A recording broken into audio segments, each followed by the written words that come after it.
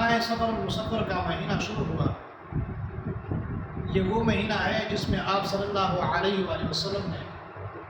حضرت ابوبکر صدیق رضی اللہ عنہ کے ساتھ زندگی کا پہلا ہجرت غار سور میں کیا تھا، غار سور کی طرف پہلا ہجرت کیا تھا۔ 3 دن آپ صلی اللہ علیہ وآلہ وسلم نے اپنے یار کے ساتھ غار سور میں گزارے تھے، اور کفار و مشرکین یہ تدبیریں بناتے تھے، سازش کرتے تھے، قتل کے منصوبے بناتے تھے کہ کس طریقے سے آپ صلی اللہ علیہ وآلہ وسلم کو قید کیا جائے یا قتل کیا جائے۔ دن رات محنت کر کے وہ یہ سازش کرتے تھے کہ آپ صلی اللہ علیہ وآلہ وسلم کو کسی طریقے سے قتل کیا جائے، تاکہ نہ آپ صلی اللہ علیہ وآلہ وسلم رہے نہ اس کا دین رہے، نعوذ باللہ۔ تو بہت دردناک دن تھے، بہت سخت دن تھے، بہت تکلیفیں پہنچاتے تھے آپ صلی اللہ علیہ وآلہ وسلم اور اس کے ساتھیوں کو۔ ایک طرف کفار و مشرکین تدبیریں بناتے تھے، سازش کرتے تھے، تو دوسری طرف اللہ پاک ان کی تدبیریں توڑتے تھے، جیسا کہ اللہ پاک قرآن پاک میں فرما رہے ہیں وَإِذْ يَمْكُرُ بِكَ الَّذِينَ كَفَرُوا لِيُثْبِتُوكَ أَوْ يَقْتُلُوكَ أَوْ يُخْرِجُوكَ وَيَمْكُرُونَ وَيَمْكُرُ اللَّهُ وَاللَّهُ خَيْرُ الْمَاكِرِينَ۔ اللہ پاک فرماتے ہیں کہ یہ کفار و مشرکین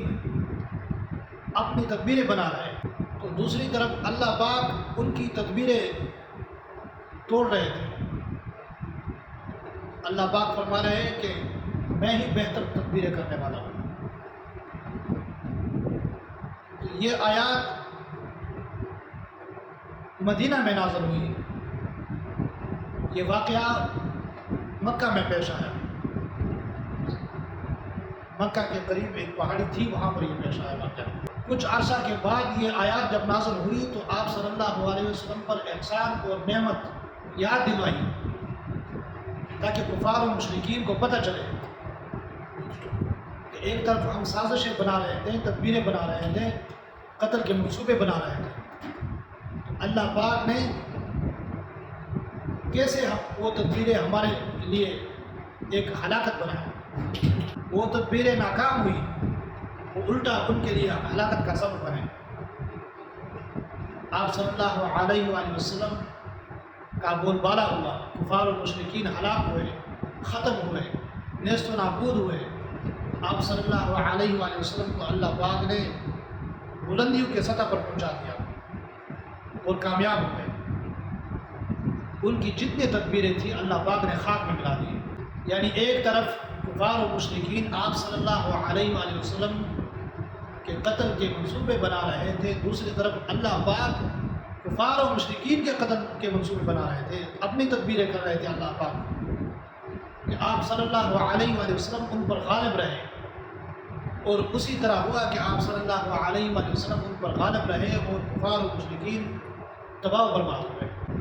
اللہ پاک نے پھر آیات نازل فرمائی کہ یہودیوں کو معلوم ہو جائے کہ ہمارے منصوبے جو تھے وہ ہمارے ہی گلے پڑ گئے اور ہمارے ہلاکت کا ہی سبب بنے ہمارے منصوبے۔ تو اللہ پاک بہتر منصوبہ کرنے والے ہیں، اللہ پاک بہتر تدبیر کرنے والے ہیں۔ اللہ پاک ہم سب کو آپ صلی اللہ علیہ وآلہ وسلم کے نقش قدم پر چلنے کی توفیق عطا فرمائے۔